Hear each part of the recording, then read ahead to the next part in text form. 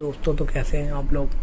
अब मैं यहाँ करने जा रहा हूँ टाइपिंग, जो कि करेंगे हम 1 मिनट से स्टार्ट। ठीक है, तो आप लोग तैयार रहें। तो टाइपिंग कर दिया मैंने स्टार्ट, आप लोग तैयार रहें। 1 मिनट हमारा जल्दी ही लगता है, मुझे ख़त्म हो जाएगा। करने जा रहा हूँ टाइपिंग। ठीक है,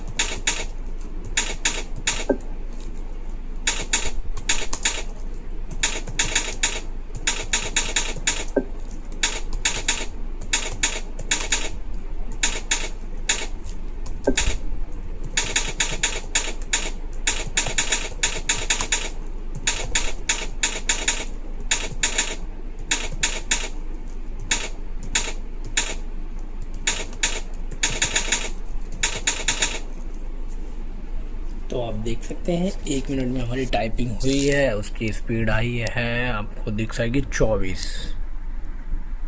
मैंने कोशिश करी थी जल्दी अच्छी करने की, पर कोई बात नहीं, मैं दोबारा ट्राई करूँगा अच्छे से।